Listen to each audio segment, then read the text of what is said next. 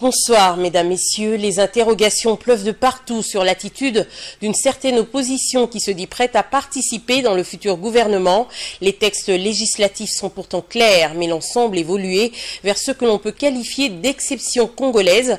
Suivez cette réflexion à haute voix de la rédaction de Congo Web, Luc Mikomo-Kabongatra, pour le récit. La politique se définit aussi comme l'art du possible ou même de l'impossible. La République démocratique du Congo en a fait l'expérience plus d'une fois.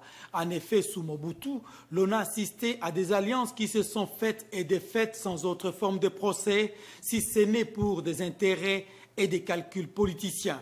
En ces jours, l'histoire semble se répéter avec la nomination par le chef de l'État de l'informateur Charles Mando Simba a reçu mission de dégager une majorité parlementaire de laquelle devrait sortir le formateur du futur gouvernement.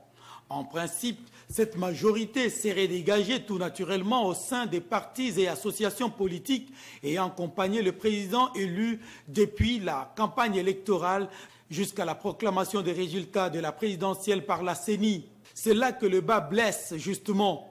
Sur le terrain, la réalité est tout autre. L'informateur l'avait ouvertement déclaré qu'il consulterait même l'opposition politique et il l'a fait. De cette consultation, des opérateurs politiques affichés au grand jour comme appartenant à l'opposition se sont déclarés comme partant de faire partie de la majorité parlementaire. Par conséquent, ils se sont dit prêts à participer dans le futur gouvernement. C'est le cas, entre autres, de Léon Kengo Adondo, Mboussa Nyamwisi ou encore François Mwamba. Merci de nous avoir suivis. Je vous retrouve demain à la même heure et avec le même plaisir. Au revoir.